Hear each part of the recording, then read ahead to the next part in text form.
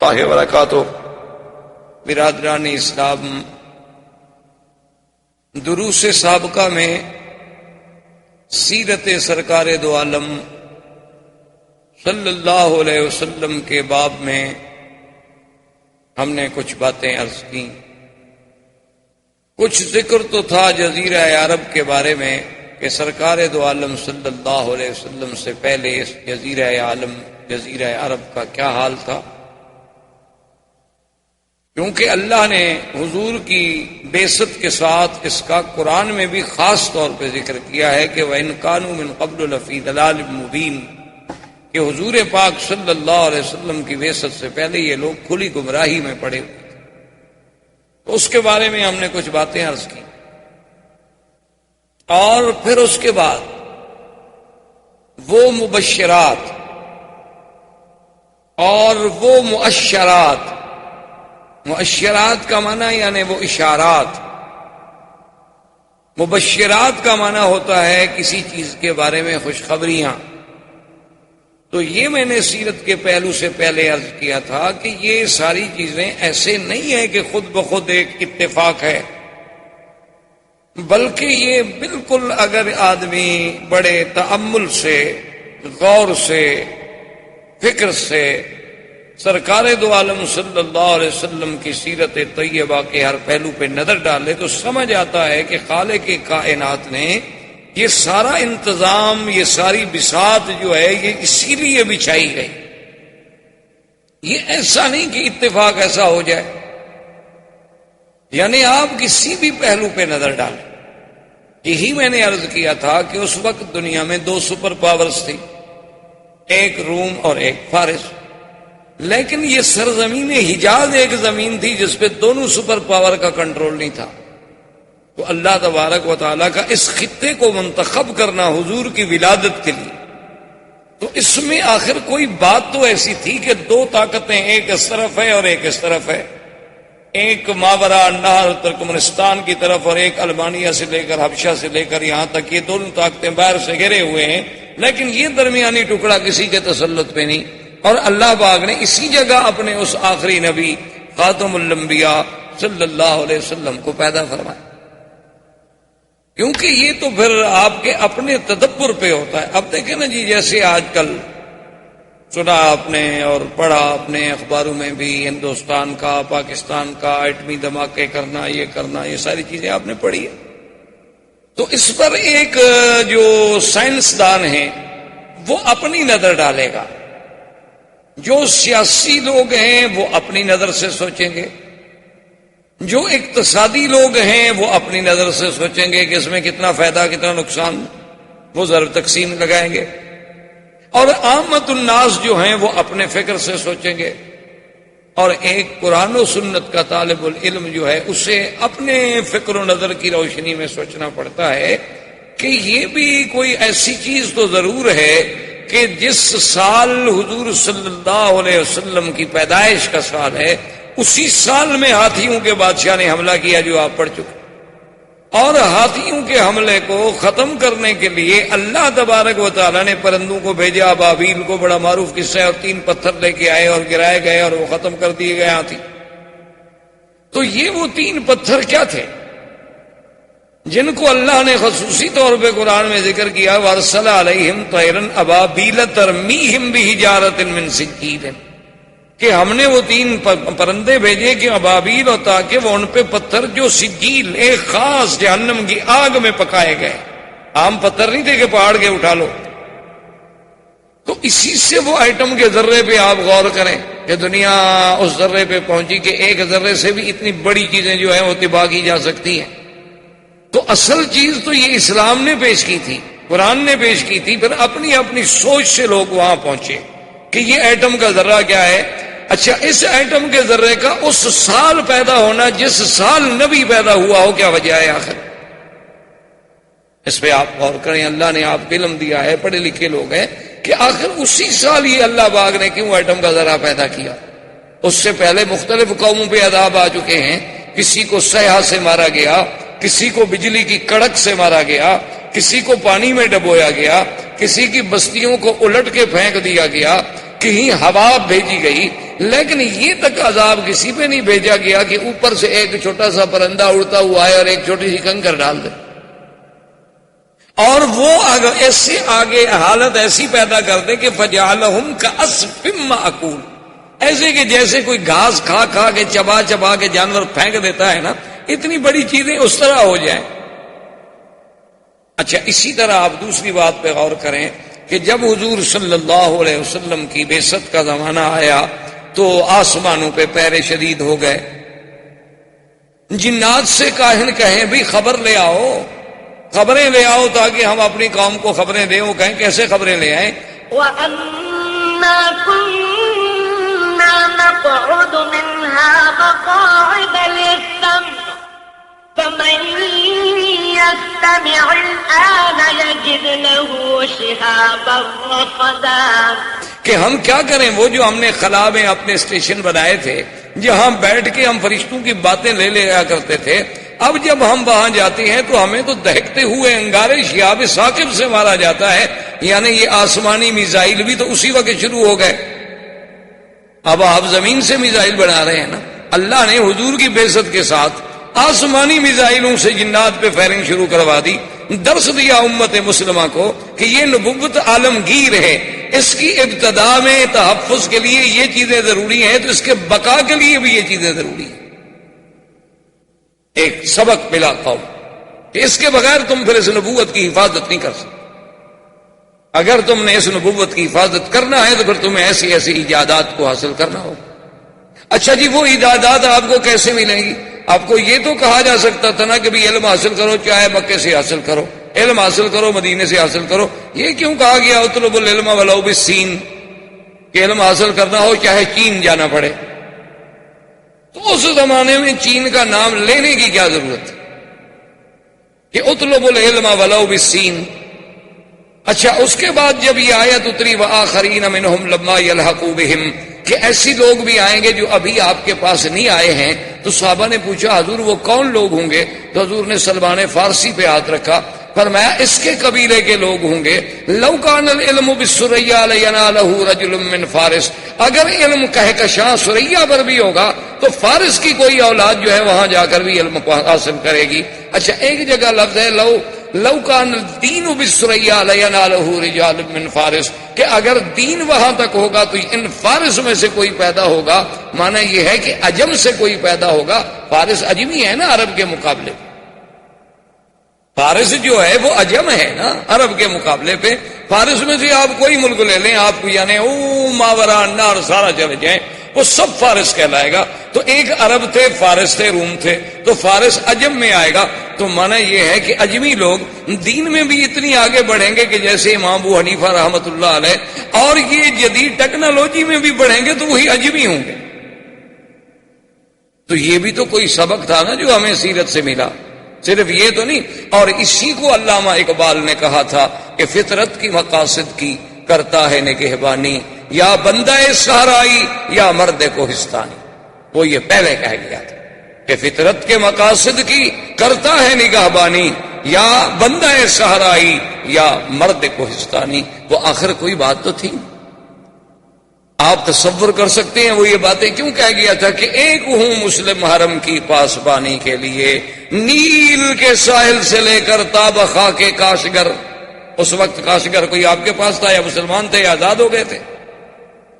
تو آخر یہ کیا وجوہات تھیں؟ تو میرے کہنے کا مقصد یہ ہے کہ آسمانوں پہ پہروں کا بٹھانا، ہاتھیوں کو ایٹم کے ذریعے سے اور خدائی ایٹم کے ذریعے سے ہلاک کرنا، اور اس کے بعد یہ ساری چیزیں جو ہو رہی تھیں یہ ایسے اتفاق نہیں تھے، یہ اس آنے والے نبی صلی اللہ علیہ وسلم سرکار دو عالم حضرت محمد مصطفیٰ اللہ تبارک و تعالیٰ کے اس آخری نبی کے آنے سے پہلے یہ سارے انتظام محض ایسے نہیں، بلکہ ان میں ہر چیز میں اللہ کی ایک حکمت۔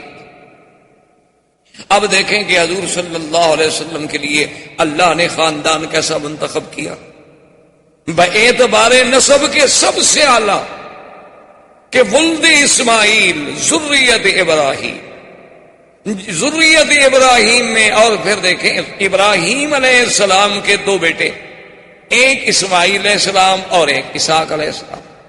اسحاق علیہ السلام سے پھر یعقوب علیہ السلام، یعقوب علیہ السلام سے پھر یوسف علیہ السلام، یعنی بنو اسرائیل میں جتنے نبی گزرے ہیں ہزاروں انبیاء سب یعقوب علیہ السلام کی اولاد ہیں، اور یعقوب علیہ السلام اولاد ہیں سیدنا اسحاق علیہ السلام کی، اسحاق علیہ السلام بیٹے ہیں سیدنا ابراہیم علیہ السلام کی، یعنی ایک بیٹے سے تو اللہ نے ہزاروں نبی بھیجے۔ اب جب دوسرے بیٹے کی باری آئی سیدنا اسماعیل کی تو ان میں ایک نبی پیدا کیا محمد الرسول صلی اللہ علیہ وآلہ آلہ واصحابہ وسلم تسلیما کثیرا کثیرا، کہ اس ہزاروں نبیوں سے بھی وہ شان میں سبقت لے گئے۔ یعنی حضرت اسماعیل کے بلد میں تو صرف ایک نبی، حالانکہ وہ بھی تو ابراہیم علیہ السلام کے بیٹے ہیں، اچھا وہ بنائے کعبہ میں باپ کے شریک ہیں، اور وہ اسماعیل علیہ السلام جو ذبیح اللہ بھی ہیں ان کی نسل میں تو صرف ایک نبی رکھا گیا، کیونکہ اللہ تبارک و تعالیٰ کی، جیسے علماء نے لکھا ہے نا، ایک عالم نے بڑی عجیب بات کہی، اس نے کہا کہ اللہ اپنی وحدانیت میں لا شریک ہے تو ہمارا نبی بھی اپنی نبوت میں لا شریک، یعنی جیسے اس کی وحدانیت میں اس کا کوئی شریک نہیں، حضور کی بھی نبوت میں کوئی شریک نہیں، یہاں بھی اللہ نے پسند نہیں فرمایا کہ کوئی اور بھی اس کی اولاد میں نبی ہو، یہاں بھی اللہ نے میرے مدنی کو اکیلا رکھا کہ صرف ایک نبی پیدا ہو جو محمد مصطفیٰ صلی اللہ علیہ وسلم۔ اور پھر اعلیٰ نسب ایسا کہ اللہ تبارک و تعالی نے حضور خود فرماتے ہیں کہ ان اللہ نظر الی اہل الارض، اللہ نے پوری زمین والوں پہ نظر ڈالی، اور ان میں سے ولد اسماعیل میں سے کنانا میں سے قریش میں سے بنو ہاشم، اور بنو ہاشم میں سے مجھے چن لیا۔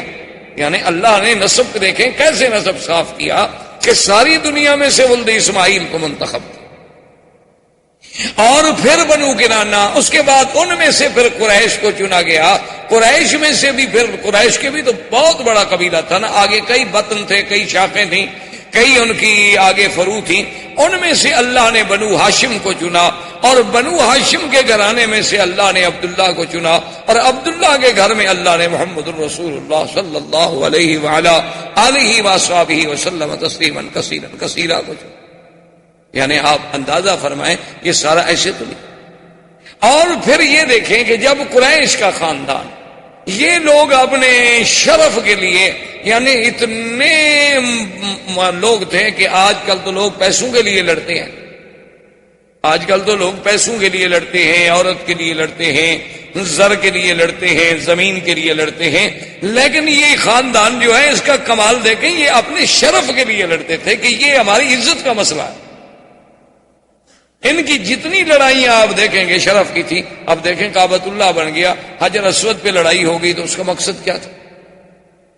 حجر اسود پہ لڑائی ہو گئی، اور لڑائی کا بھی یہ عالم تھا کہ باقاعدہ خون کے پیالے بھر کے ہاتھ ڈبوئے گئے، خون کے پیالے بھر کے رکھے گئے، قریش کے سرداروں نے اس میں ہاتھ ڈالے، ہاتھ ڈال کے پھر ایک دوسرے سے ہاتھ ملائے کہ ہم خون دے دیں گے، اپنا آخری قطرہ تک بہا دیں گے، لیکن حجر اسود ہم رکھیں گے تاکہ قیامت تک یہ شرف ہمیں ملے کہ فلاں قبیلے نے حجر اسود رکھا تھا، فلاں آدمی نے حجر اسود رکھا تھا اللہ کے کعبے میں۔ سب لڑنے مرنے پہ تیار ہو گئے، لڑائی کس بات کی تھی؟ شرف، یہ شرف ہمیں ملا۔ اسی طرح آپ دیکھیں کہ بنو قصی ان میں سے جب بنو عبدالدار آئے، ان کا پھر لڑائی یہ ہو گئی کہ جناب یہ کعبۃ اللہ کا رفادہ، کعبۃ اللہ کا حجابہ، کعبۃ اللہ کا سقایا، یہ زمزم کا پلانا، کعبۃ اللہ کی چابی، کعبۃ اللہ کا انتظام، حاجیوں کی خدمت، یہ شرف ہے، یہ تو ہمیں ملے اور کسی کو ہم نہیں دیتے۔ یعنی اتنے اعلی خاندان کہ جو اپنے شرف کے لیے لڑتے رہے، اپنے شرف کے لیے مرتے رہے کہ صرف ہمارا نام جو ہے، ہمارا شرف جو ہے وہ اونچا رہے۔ یعنی اپنی عزت کا اتنا خیال تھا کہ آپ حیران ہوں گے کہ ابو سفیان جو حضور کے چچا ہیں، وہ اتنے بڑے حضور صلی اللہ علیہ وسلم کے مخالف تھے کہ جنگ بدر بھی اسی سبب سے ہوئی تھی کہ ابو سفیان قافلہ لا رہے تھے، اور پھر احد کی جنگ کا اصل قائد جو ہے وہ ابو سفیان تھا، یعنی حضور سے جنگ لڑنے کے لیے مکے سے مدینہ پہنچا، اتنی عداوت رکھنے والا آدمی۔ لیکن جب حضور کی شادی ام حبیبہ سے ہو گئی رضی اللہ تعالی عنہا، جو ابو سفیان کی بیٹی تھی، وہ مسلمان ہو گئی تھی، اپنے شوہر کے ساتھ حبشہ چلی گئی، وہاں اس کے بعد جب بیوہ ہوئی اور اس کے بعد وہاں سے فارغ ہوئی تو پھر ان کا نکاح حضور سے ہوا جو نجاشی بادشاہ نے کیا، حق المہر بھی نجاشی بادشاہ نے ادا کی۔ تو جب ام حبیبہ حضور کی بیوی بن گئیں اور ابو سفیان کو پتہ چلا تو اس نے کہا بات یہ ہے کہ ھذا فحل لا یجدع انفہ، کہ اب محمد مدنی کی ناک کو نیچے نہیں کیا جا سکتا. اب ان کو اتنا بڑا شرف مل گیا ہے کہ ابو سفیان کی بیٹی اس کے گھر میں ہے، تو جب میری بیٹی کا وہ شوہر ہو اب اس کا ناک نیچے کون کر سکتا؟ اب تو اتنے بڑے سردار کی بیٹی اس کے گھر میں چلی گئی. یعنی اپنے شرف پہ مر مٹنے والی قوم. اور پھر جناب آپ دیکھیں کہ عبد المطلب کے بھی اس بیٹے کے گھر میں حضور پیدا ہوتے ہیں جس کا نام عبداللہ ہو. یعنی آپ اندازہ فرمائیں. اسی لیے آپ دیکھیں نا جی کہ لفظ، حالانکہ اس زمانے میں تو عام نام ہوتے تھے، عبداللہ، عبدالعزیٰ، عبدالمنات، فلاں بتوں کے نام پر نام رکھے جاتے تھے، لیکن اس نام کا انتخاب بھی تو کوئی قدرت کی طرف سے ہو رہا تھا نا، کہ میرے مدنی کے نام کے ساتھ ان کے کسی نسب میں کوئی ایسا نام بھی نہ آئے نا جس میں شرک کی بو آتی ہو. اللہ تبارک و تعالیٰ کی حکمت. یہ سارے اہتمامات کے بعد اب دیکھیں کہ جا آپ کی والدہ، پھر اس کا نسب جو ہے، چونکہ حضور کا مولد کیا تھا مکہ، اور حضور کا مہجر کیا ہے، مقام ہجرت کیا ہے طیبہ اور مدینہ، تو بی بی صاحبہ بی بی آمنہ جو ہے ان کا گھر جو ہے مدینہ میں ہے. اچھا آگے جا کے نسب جو ہے وہ عبد مناف میں حضور سے مل جاتا ہے. حضور صلی اللہ علیہ وسلم کا نسب آپ دیکھیں گے، محمد ابن عبداللہ ابن عبد المطلب، ہاشم ابن عبد مناف، قصی ابن کلاب، یہ عبد مناف میں جا کے آمنہ بنت وہب، آگے عبد مناف، پھر جا کے حضور صلی اللہ علیہ وسلم نے نسب مل گیا. اچھا تیسری بات دیکھیں جو حضور پاک نے فرمائی اپنی سیرت میں، اور کتنی بڑی بات ہے، فرمایا ولدت من نکاح.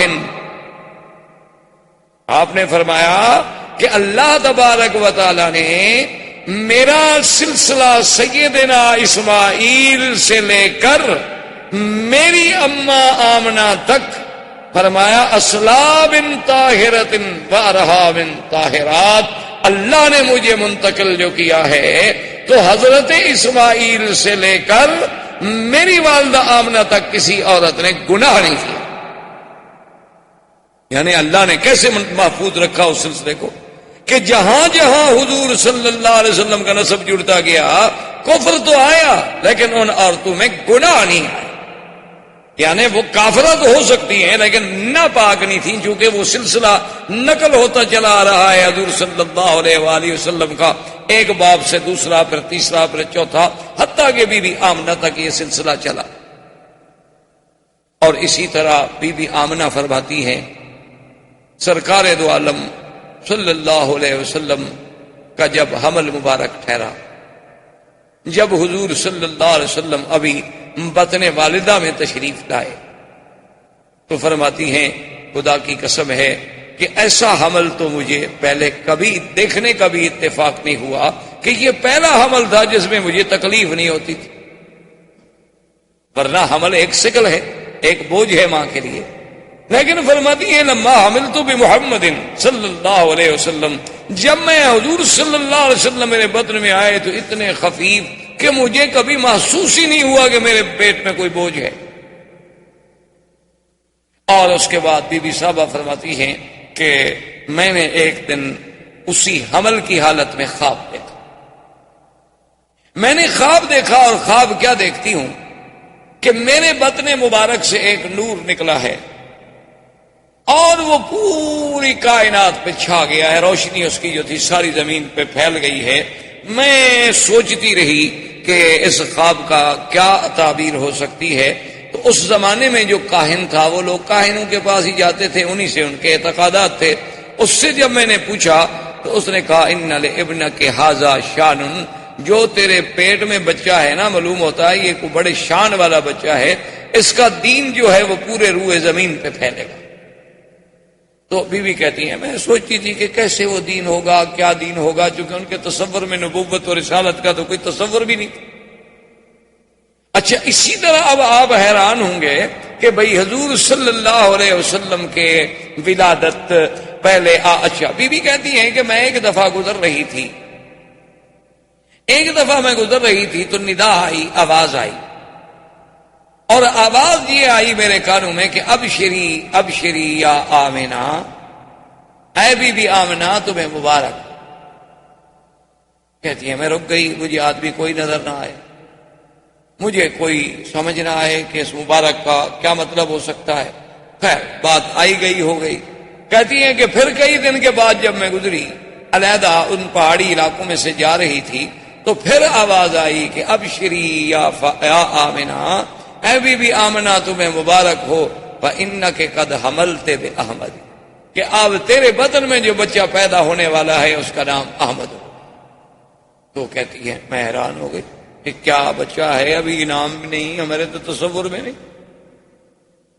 حضرت حسان ابن ثابت جو شاعر ہیں میرے مدنی پاک رضی اللہ تعالی، بہت بڑے شاعر تھے عرب کے، اور حضور صلی اللہ علیہ وسلم سے انہیں اتنی محبت تھی کہ جب بھی کسی نے حضور کی شان میں کوتاہی کی تو حضرت حسان نے جواب دیا۔ ایک دفعہ کفار قریش نے کچھ بات کی تو حضرت حسان نے کہا کہ یا رسول اللہ مجھے اجازت دیں کہ میں قریش کو جواب دوں۔ آپ نے فرمایا حسان تم قریش کو کیسے جواب دو گے، آخر میں بھی تو قریش میں سے ہوں نا، کیونکہ جب تم قریش کا گلہ کرو گے تو آخر میں بھی تو کرچی ہوں، جب تم قریش کی تنقید کرو گے تو قریش میں تو میں بھی شامل ہوں۔ تو اس نے کہا حضور آپ نے دیکھا ہے کہ کوئی بال اگر کسی آٹے میں پڑ جائے تو عورت اس کو کیسے نکالتی ہے، اس پر کوئی آٹے کا نشان بھی نہیں رہتا، خدا کی قسم میں قریش میں سے آپ کو ایسے نکال لوں گا کہ آپ کی ذات پر تو کوئی میل نہیں آنے دوں گا۔ حضور صلی اللہ علیہ وسلم یہ وہ شخص ہے جس کو مسجد الحرام میں خود ممبر دیتے تھے اور فرماتے تھے کہ اس ممبر پہ کھڑے ہو کے جواب دو، اور جب حسان جواب دیتے تو حضور دعا کرتے تھے اللہم ایدہ بروح القدس، کہ یا اللہ جبریل کے ذریعے میرے صحابی کے دماغ میں مضمون ڈال۔ یہ وہ شان والا آدمی ہے۔ وہ کہتے ہیں میری عمر 7 سال تھی، 7 سال تھی اور میں مدینہ منورہ میں اپنے فیملی رشتہ داروں کے پاس تھا، اور 7 سال کا بچہ کوئی ادھر سوچ ہی نہیں، کوئی تصور ہی نہیں۔ کہتے ہیں کہ وہاں کا جو سب سے بڑا کاہن تھا، میں نے ایک دن دیکھا، کیا دیکھتا ہوں کہ صبح صبح وہ مدینہ منورہ کے یہود کے قلعے کے اوپر چڑھا ہوا ہے اور پکار کے اور زور زور سے کہہ رہا ہے کہ یا ایھا الناس یا ایھا الناس قد طلع نجم احمد، کہ اے لوگو وہ احمد کا ستارہ طلوع ہو گیا ہے۔ وہ ستارہ آ گیا اپنے برج میں۔ لوگوں نے کہا کہ بھی کیا مانا؟ انہوں نے کہا کہ جو اس امت کا نبی پیدا ہونا ہے اس کا نام احمد ہوگا، تو وہ ستارہ جو ہے اب اپنے مدار میں آ گیا ہے۔ مانا یہ تھا کہ حضور صلی اللہ علیہ وسلم کا حبل مبارک ٹھہر چکا ہے۔ تو اب یہود کا سردار اور ان کا کاہن وہاں یہ شور کر رہا۔ عبد المطلب کہتے ہیں کہ میں شام کی طرف نکلا تجارت کے لیے، میرے ساتھ 3 آدمی اور تھے قریش کے۔ تو وہاں ہم جب شام میں آئے تو کچھ یہودی علماء راہب بڑے بڑے جو تھے انہیں پتہ چلا کہ مکے کے کچھ لوگ آئے ہوئے ہیں، تو انہوں نے ہم سے رابطہ کیا، ہم سے ملے۔ جب ہم سے پوچھا کہ آپ لوگ کون ہیں، ہم نے کہا قریش ہیں۔ کہاں سے آئے؟ انہوں نے کہا مکہ سے آئے ہیں۔ کیوں آئے؟ انہوں نے کہا تجارت کے لیے۔ انہوں نے کہا اچھا ایک بات ہم آپ کو بتاتے ہیں کہ ابھی تھوڑی سی مدت باقی رہ گئی ہے کہ سرزمین مکہ میں ایک بچہ پیدا ہوگا اور وہ نبی ہوگا اس امت کا، اور وہ بچہ جو ہے اس کا نام محمد ہوگا صلی اللہ علیہ وسلم۔ وہ نبی ہوگا اس امت کا اور نام محمد ہوگا صلی اللہ علیہ وسلم۔ تو عبد المطلب کہتے ہیں کہ ہم چاروں نے یہ بات دماغ میں رکھ لی۔ اب عبد المطلب کہتے ہیں میرا تو بچہ پیدا ہونے کا رہا، میں تو بوڑھا ہو گیا تھا، میں نے دل میں یہ فیصلہ کر لیا کہ میرے بچوں میں سے جس بچے کے گھر میں بچہ پیدا ہوگا تو میں نام محمد رکھوں گا، پتہ نہیں شاید وہی نبی بن جائے۔ اور ان چاروں نے بھی فیصلہ کر لیا کہ ہمارا اگر کوئی بچہ پیدا ہوگا تو ہم بھی نام محمد رکھیں گے۔ اور خدا کی شان ہے کہ ان سب کے لڑکے پیدا ہوئے تو سب نے نام محمد رکھا، اور عبداللہ کے گھر میں جب حضور پیدا ہوئے تو عبد المطلب نے بھی نام محمد رکھا۔ تو اب نام کے لیے بھی پہلے سے اہتمام کیا جا رہا ہے کہ نام بتانے کے لیے بھی احبار اور رہبان جو ہیں پہلے خوشخبریاں دے رہے ہیں کہ ایک نبی پیدا ہوں گے جن کا نام محمد ہو۔ اچھا پھر نام پہ بھی غور کریں، ایک نام وہ ہے جو آسمانوں میں تھا اور ایک نام وہ ہے جو زمین میں آیا۔ آسمانوں میں آپ کا نام احمد تھا. اسی لیے سیدنا عیسیٰ علیہ السلام نے قرآن پاک میں جو آتا ہے، آپ نے جو خبر دی تھی وَمُبَشِّرًا بِرَسُولٍ يَأْتِي مِن بَعْدِ اسْمُهُ احمد، فرمایا میں خوشخبری دیتا ہوں کہ میرے بعد جو نبی آئے گا اس کا نام احمد ہو. تو پہلا نام حضور کا احمد ہے، اور جب زمین کا نام ہے تو وہ محمد ہے. اور ان دونوں ناموں پہ غور کریں. احمد کا معنی سب سے زیادہ حمد کرنے والا. احمد کا معنی کیا ہے کہ سب سے زیادہ حمد و ثنا کرنے والا. اور محمد کا معنی کیا ہے؟ جس کی سب سے زیادہ حمد و ثنا کی گئی ہو وہ محمد. اور سب سے زیادہ حمد و ثنا کرنے والا احمد. اچھا، پہلے احمد بنے گا تو پھر محمد ہوگا نا. پہلے اللہ کی حمد و ثنا کرے گا پھر مقام محمد و مقام محمودیت نصیب ہوگا. تو اس لیے پہلا نام احمد تھا اور دوسرا نام جو ہے وہ محمد تھا صلی اللہ علیہ وسلم. یہ تو آپ کے اسماء تھے. ویسے اسماء صفاتی تو قرآن میں اللہ نے بڑے ذکر کیے. قرآن میں نام محمد بھی موجود ہے اور احمد بھی موجود ہے. مبشرا برسول یأتی من بعد اسمہ احمد. اور کہیں فرماتے ہیں ما کان محمد ابا احد من رجالکم ولکن رسول اللہ. محمد بھی نام. اور کہیں فرماتے ہیں وما محمد الا رسول. اور کہیں فرمایا محمد الرسول اللہ. اس سب اچھا صفاتی نام بھی موجود ہیں. وما ارسلناک الا رحمتا للعالمین. اور اسی طرح یا ایھا النبی انا ارسلناک شاہدا ومبشرا ونذیرا. اور کہیں فرماتے ہیں لقد جاءکم رسول من انفسکم عزیز علیہ ما عنتم حریص علیکم بالمؤمنین رؤوف الرحیم. اور کہیں فرماتے ہیں وما ارسلناک الا رحمتا للعالمین. تو یہ سارے اسماء جو ہیں قرآن میں بھی موجود ہیں. اچھا، اور خدا کی شان دیکھو کہ نام محمد تو قرآن میں ہے لیکن اللہ نے کہیں یا محمد نہیں کہا.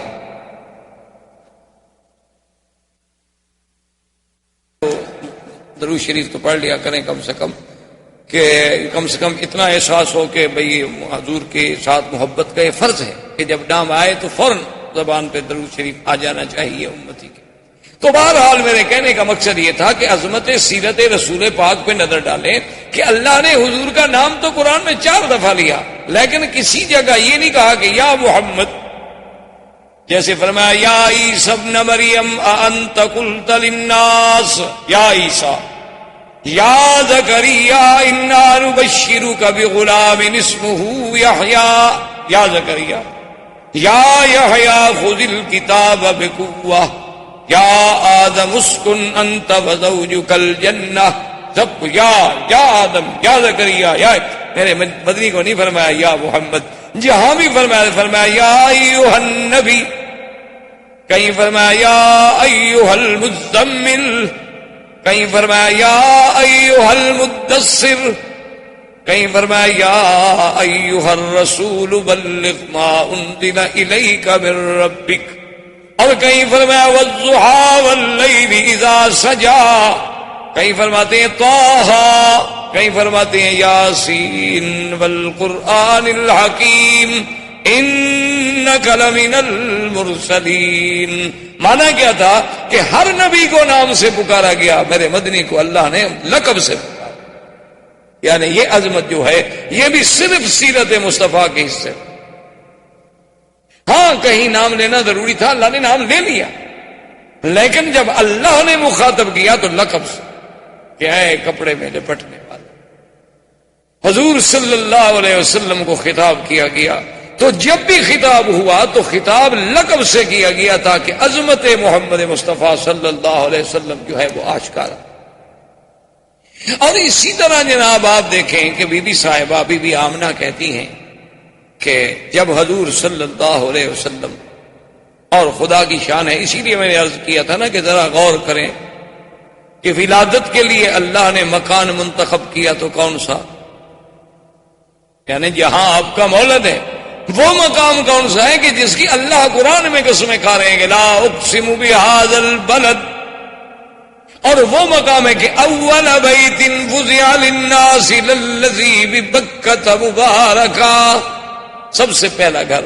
اچھا پھر دیکھیں جوڑ دیکھیں، گھر سب سے اول، نبی سب سے آخر، یعنی اول بیت اور آخرہ نبی، یعنی خدا کی شان. اچھا پھر یہ ہے کہ کعبہ بھی مرکز اور ہدی للعالمین، اور میرا مدنی بھی رحمت للعالمین.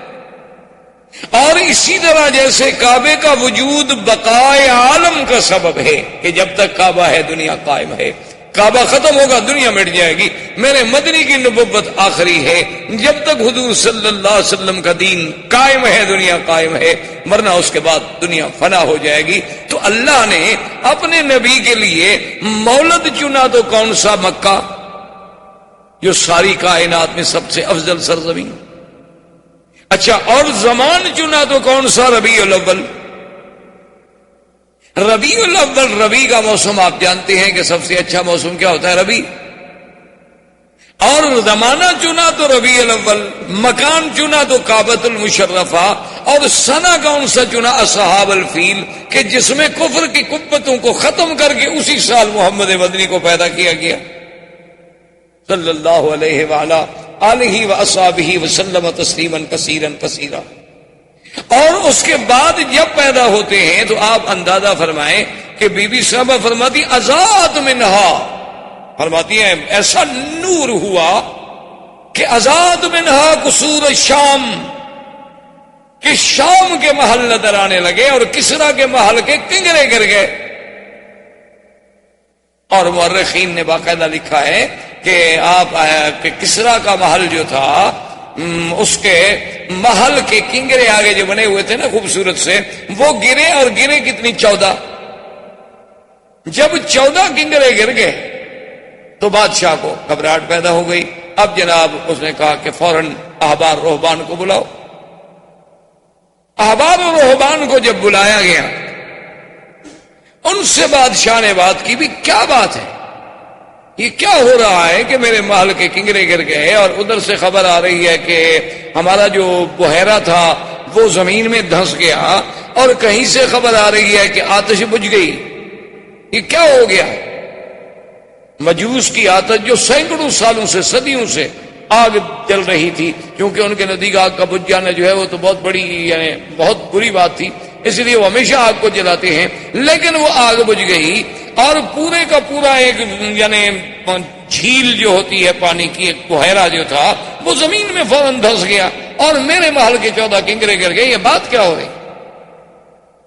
انہوں نے پھر اپنے اس نجوم سے یا جنات سے یا جس ذریعے سے یعنی احوال سنے، تو انہوں نے کہا کہ معلوم یہ ہوتا ہے کہ اس امت کا ایک نبی پیدا ہوا ہے جس کی وجہ سے یہ سب کچھ ہو رہا ہے.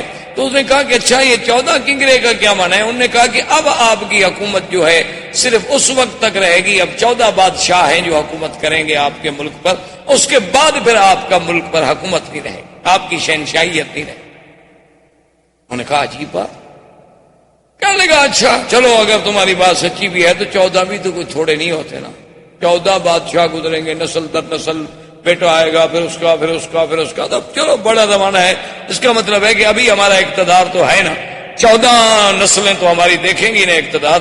تو انہوں نے کہا اب یہ تو ہم نہیں کہہ سکتے، لیکن 14 ضرور دیکھیں گے، لیکن کتنی مدت میں دیکھیں گے یہ آپ کو ہم نہیں بتا سکتے. اللہ کی شان دیکھیں کہ اگلے 4 سال میں 10 مر گئے فوراً، کیونکہ حضور نے آ کے کہنا تھا لا کسرا ولا قیصر. سمعت فرمائیں فوراً، کیونکہ حضور نے آ کے کہنا تھا لا کسرا ولا قیصر بعدہ. تو یہ سارے انتظامات جو کیے جا رہے ہیں کہ کہیں کنگرے گر رہے ہیں اور روشنی آتی ہے تو روشنی سے سیدھا قصور شام کے محل دکھائے جاتے ہیں، کیونکہ میرے مدنی کی ابتدا مکہ سے تھی، مہجر مدینہ تھا اور انتہا شام تھی. کیونکہ حضور صلی اللہ علیہ وسلم کو معراج کہاں سے ہوا؟ حضور صلی اللہ علیہ وسلم کا اسراء کہاں سے ہوا؟ مکہ سے شام، بیت المقدس. اور یوم محشر کہاں قائم ہوگا؟ شام، بیت المقدس. تو لہذا ابتدا تھی، اور یہاں سے نور کے ساتھ آپ کا انتہا بھی دکھا دی گئی کہ مدنی کا مولد مکہ ہوگا، اور مہجر جو ہے وہ طیبہ ہوگا، اور منتہا جو ہے وہ شام ہوگا، بیت المقدس ہوگا۔ اچھا، اور خدا کی شان دیکھیں، عیسیٰ ابن مریم بھی تصدیق کے لیے کہاں اتریں گے؟ وہی شام۔ تو اب جناب بی بی آمنہ فرماتی ہیں کہ حضور صلی اللہ علیہ وسلم سرکار دو عالم، رحمت دو جہاں، سرکار مدینہ صلی اللہ علیہ وسلم جب پیدا ہوئے تو فرماتی ہیں یہ تمام دنیا کے بچوں سے ایک علیحدی وجہ پہ پیدا ہوئے، کہ باقاعدہ مورخین نے لکھا ہے کہ آپ جب پیدا ہوئے تو آپ کے دونوں ہاتھ زمین پہ تھے، اور ایسے محسوس ہوتا تھا کہ سجدہ کر رہے ہیں آپ نے اللہ کو، اور اس کے بعد ایسے انگلی اٹھائی اور آسمانوں کی طرف دیکھا۔ یہ کوئی تصور بھی نہیں کر سکتا تھا کہ ایک پیدا ہونے والا بچہ یوں کرے۔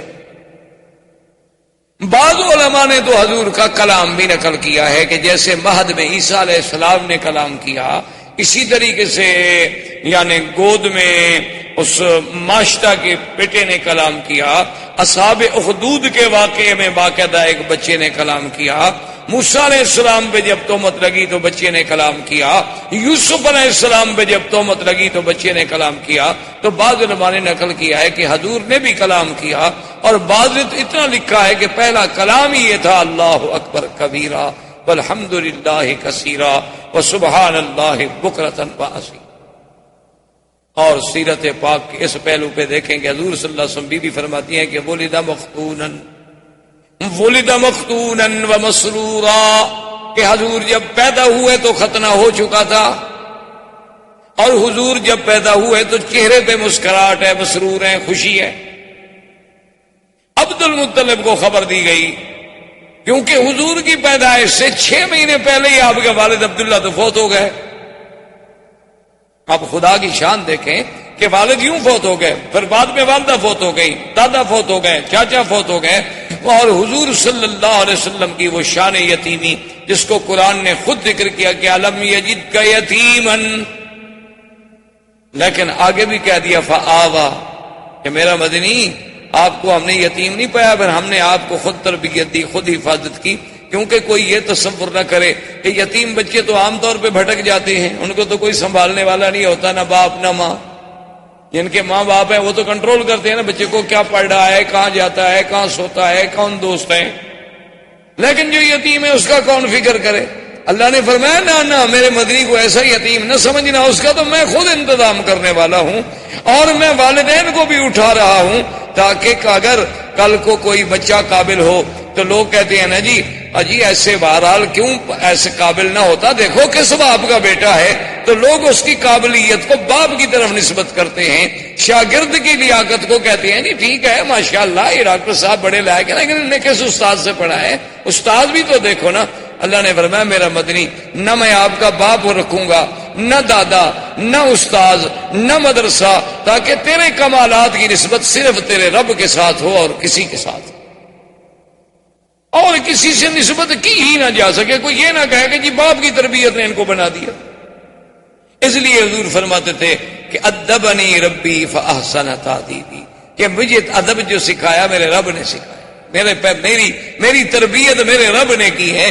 تو وہ کیسا ادب تھا کہ آپ حیران ہوں گے کہ پیدا ہونے کے بعد بھی جنہوں نے بائیں پستان سے کبھی دودھ پینا گوارا نہیں کیا، کہ میں نبی ہوں، میرا کام دائیں سے پینا ہے، دائیں ہاتھ سے پینا ہے، دائیں چیز کو پسند کرنا ہے، میں یہ سار کو کیوں پسند کروں؟ اندازہ کریں سرکار دو عالم صلی اللہ علیہ وسلم کی تربیت کا۔ اچھا، عبد المطلب کو اطلاع ملی کہ آپ کے گھر میں بیٹا ہوا۔ عبد المطلب اس وقت کعبۃ اللہ میں بیٹھے تھے، جب ان کو اطلاع ملی کہ آپ کے گھر میں عبداللہ کے گھر میں بیٹا پیدا ہوا ہے، اور ولد مختونا ومسرورا، اور یہ پہلا خوش نصیب بیٹا ہے کہ جو مختون ہے، ختنہ بھی ہو چکا ہے، اور جو سرہ ہے وہ بھی خود بخود کٹی ہوئی ہے، اس کو بھی کاٹنے کی ضرورت نہیں پڑی۔ حیران ہو کہ ان کا اچھا، تو جلدی جلدی دوڑے آئے اور اپنے بٹے کو اٹھایا، اور پتہ ہے، اور بی بی بھی کہتی ہے اللہ اکبر۔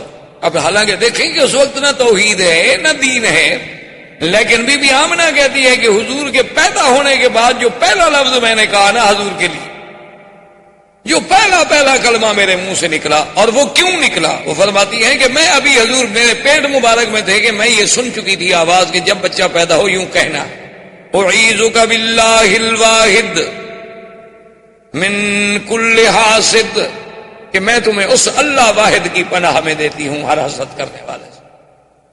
یعنی پہلا کلمہ جو ہے وہ بھی اللہ سے پناہ پکڑے، اور حضور صلی اللہ علیہ وسلم کو اللہ کی حفاظت میں دے رہی. عبد المطلب نے جو اٹھایا حضور صلی اللہ علیہ وسلم کو اپنے ہاتھوں پہ، تو فوراً کعبۃ اللہ کے اندر لے گئے.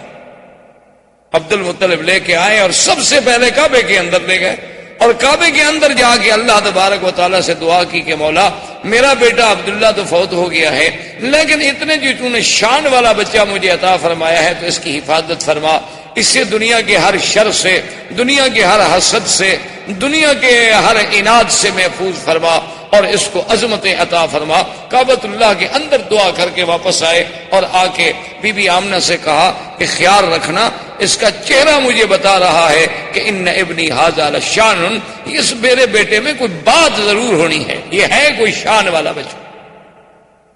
اور اسمیہ محمدہ، میں آپ کا نام محمد تجویز کرتا ہوں.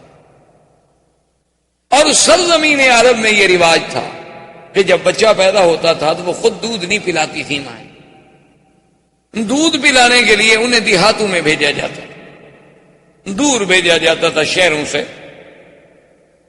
اور انہیں دور رکھا جاتا تھا. اس کی وجہ مورخین نے لکھی ہے کہ اصل ایک وجہ تو یہ تھی کہ شہر کی فضا اور جو اور خوراک اتنی صاف نہیں ہوتی جتنی دیہات کی صاف ہوتی. دیہات کی فضا بھی قدرتی بات ہے صاف ہوتی ہے، اور ہوا بھی اور غذا بھی. اب بھی دیکھ لیں آپ، شہر میں آپ کو وہ نعمت میسر نہیں آ سکتی، جب آپ اپنے علاقوں میں، اپنے وطن میں، دیہات میں جاتے ہوں گے تو عجیب سی بات ہوتی. یعنی آپ، مجھے ایک دفعہ میں سفر کر رہا تھا تو ہمارا علاقے کے ساتھ ہی، جسے آپ کہتے ہیں نا سہارا، یا آپ کے ہندوستان میں بھی راجستھان کا جیسے علاقہ ہے، وہ بھی اسی طرح ہمارے ساتھ بھی پاکستان میں راجستھان کے سہارا کا علاقہ ہے، اور وہ ہمارے ڈسٹرکٹ سے قریب ہے.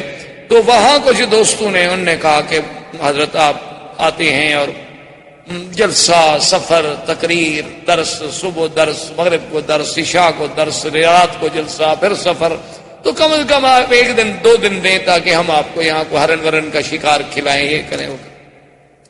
خیر میں نے کہا 2 دن والی بات تو ہو نہیں سکتی، ایسا کریں گے چلو کبھی آپ کے ساتھ شکار کیا ہم نے کھیلنے ہیں تو رات کو آ جائیں گے. تو وہاں جب میں گیا تو میں کہنے کا مقصد یہ تھا کہ مجھے اتنی جناب گلے میں تکلیف، نزلہ، زکام، تھکان، اتنی بدن ٹوٹ رہا ہے. اب وہاں جا کے یاد آیا کہ بھائی وہ اتفاق سے وہ دوائیوں کا بیگ بھی میں نے ساتھ ہی رکھا، کیا کھاؤں کیا نہ کروں. اب صحرا ہے، روئی کا علاقہ ہے، ٹیلوں پہ بیٹھے ہوئے، نہ گھر ہے نہ کچھ ہے. تو ان سے میں نے کہا کہ بھائی کیا؟ انہوں نے کہا جی ابھی آپ کا علاج کرتے ہیں. وہ جناب گھی لے آئے خالص، اور اس کے انہوں نے کہا کہ جی یہ 2-3 فنجان بھر کے پی جائے. میں نے کہا میں نے زندگی میں 1 تولہ گھی نہیں پیا. پیدا ہونے کے بعد پتہ نہیں ماں شاہ نے کھلا دیا ہو مکھن وکھن تو وہ تو یاد نہیں، اس کے بعد تو مجھے یاد نہیں آتا. انہوں نے کہا حضرت آپ پیے. انہوں نے کہا اللہ کے بندے گھی پینے سے میرا نظر ٹھیک ہو جائے، میں تو اور مر جاؤں گا. انہوں نے کہا جی آپ پیے تو صحیح. خیر بہرحال زبردستی مجھے انہوں نے پلا دیا. آپ یقین فرمائیں کہ میں نے زندگی میں اتنا اچھا گھی اور اتنا اچھا اس کا ذائقہ، خوشبو، اور جناب انہوں نے کہا جی اب آپ تھوڑ جائیں، کہاں تھکان گئی، کہاں ہمارا نزلہ گیا، کہاں گلے کی خشکی، کہاں وہ خراش، وہ ٹھیک ٹھاک. انہوں نے کہا جی ہمارے ہاں تو یہی علاج ہوتا ہے. میں کہا یار یہ عجیب علاج ہے یار. تو مقصد کہنے کا یہ تھا کہ وہ جب اتنی صاف ہوتی ہے، خوراک اتنی صاف ہوتی ہے، وہ گھی اتنی اصلی ہوتے ہیں کہ اس میں ملاوٹ کا تصور نہیں ہوتا، طرف اپنے بچوں کو بیر. اور دوسری وجہ یہ تھی کہ شہر کی زبان صاف نہیں رہتی، جیسے غذا صاف نہیں رہتی اسی طرح زبان صاف نہیں رہتی. کوئی حاجی آیا، کوئی کہاں سے آیا، کوئی کہاں سے آیا، کوئی کہاں سے آیا، ایک لفظ، آدھا لفظ، ایک جملہ چھوڑ گیا. اب آپ یہاں دیکھتے ہیں نا عربی لکھی ہوتی ہے ناشی و نال، یہ کون سی عربی ہے؟ نیشنل کا ترجمہ جو نہیں کر پائے بیچارے، کہ اب نیشنل کا کیا ترجمہ کرنے کا، جو اسی کو ناشی و نال بنا دو. تویوتا، بوتو، جو مرضی ہے اپنا بنا لیں. کہاں سے؟ اچھا اب جناب وہ جو بناتے ہیں نا جی وہ صبح انڈے کو ایسے مار مار کے چھوٹے، اس کا نام ہے شکشوکا. کہاں سے آ گیا جی شکشوکا؟ کو عربی کا لفظ ہے دنیا میں شکشوکا.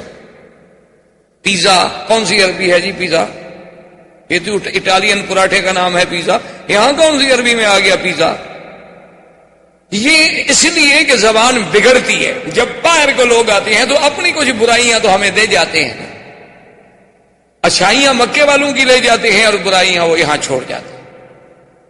تو اس لیے بھی لوگ جو تھے وہ شہروں سے اپنا گھبراتے تھے کہ بھئی بچے کی تربیت باہر کرو کہ اس کی زبان بڑی فصیح. تو اس لیے اب جناب بی بی صاحب ابھی اسی تمنا میں تھی. بنو سعد کے قبیلے کی مرضعات آئیں، مکے میں آ کے بچوں کو تلاش کیا، سب اپنا اپنا بچہ لیتی گئیں. اور جب سنے کہ محمد عربی عبداللہ کے گھر میں پیدا ہوئے، باپ فوت ہو گیا ہے، بھئی یتیم ہے نا.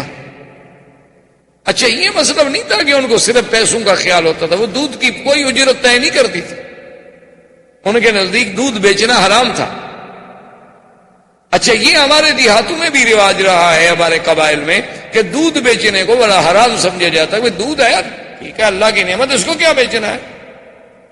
اب تو خیر لوگ دودھ والی بیچ دیتے ہیں، دودھ کیا ہوا، اب تو قومیں اتنی ترقی کر گئی.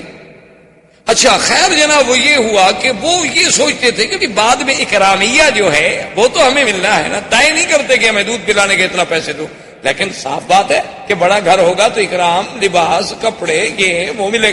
اور ایک یتیم بچے کے گھر سے بھی ہمیں کیا ملے گا؟ ماں غریب ہے، باپ مر گیا ہے، دادے کی کفالت میں ہے.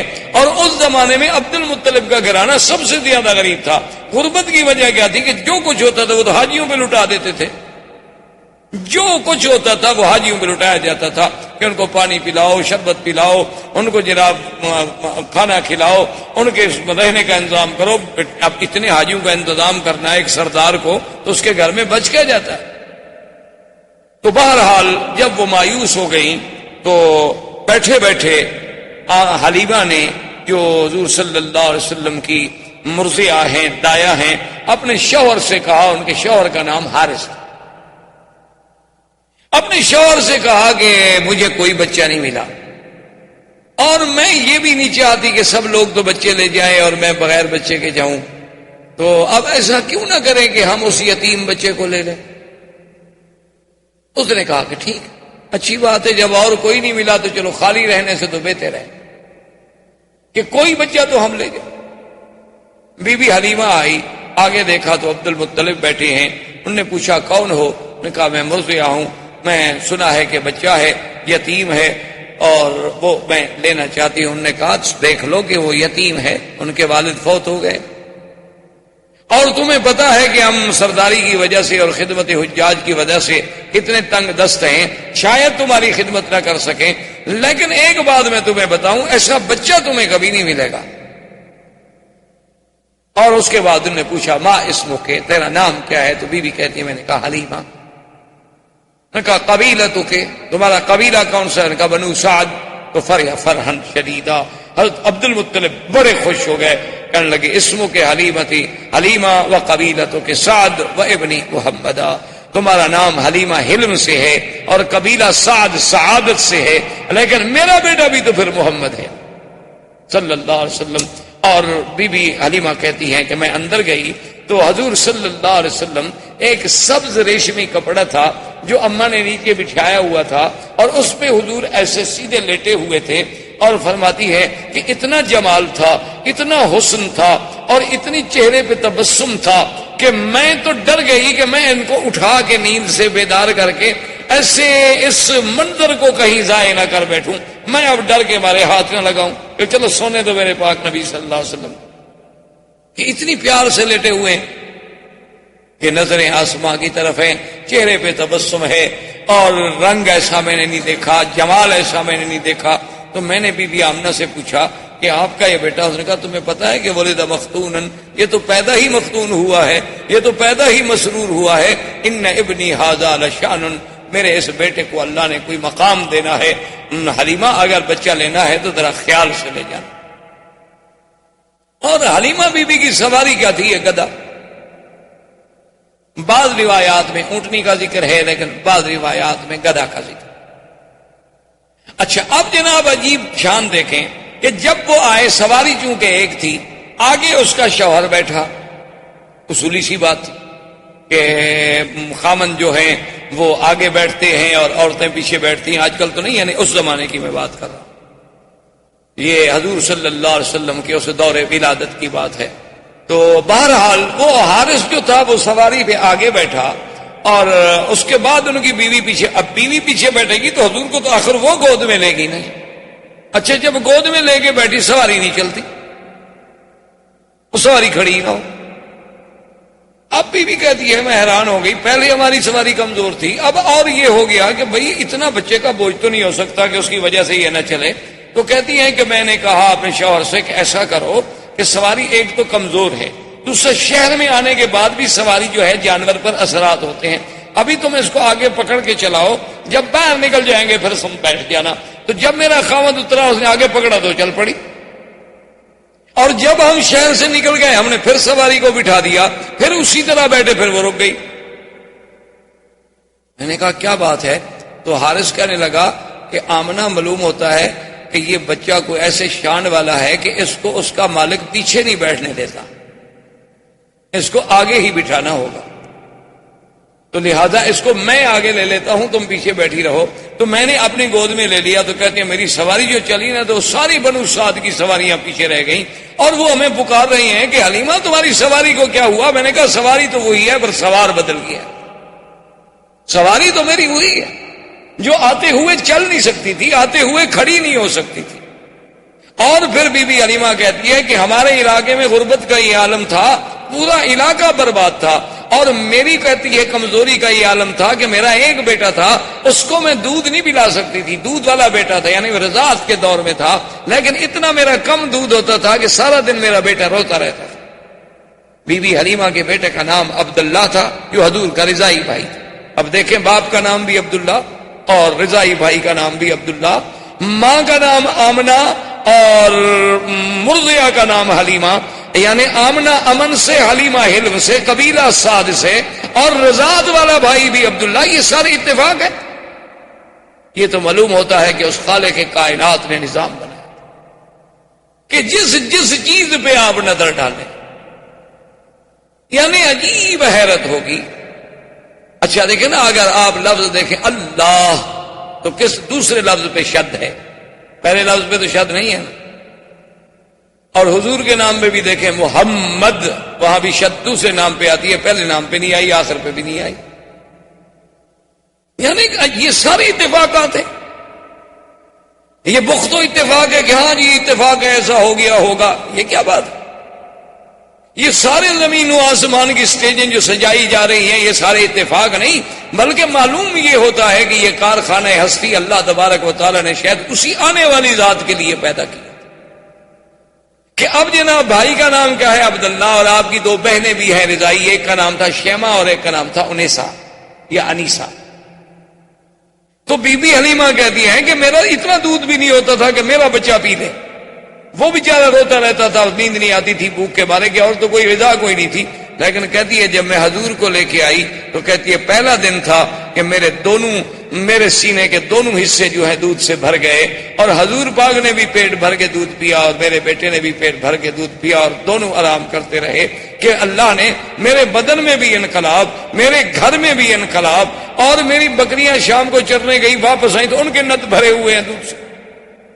ایک ہماری بالکل مریل قسم کی اونٹنی تھی جو اٹھ کے نہیں کھڑی ہو سکتی تھی، تو میرا شوہر دوڑا ہوا آیا، اس نے کہا حلیمہ دیکھا وہ اونٹنی کھڑی ہے اور دودھ اترا ہوا ہے، برتن لاؤ میں دودھ لے کے آؤں، چونکہ اونٹنی کا دودھ عرب کو بڑا محبوب تھا۔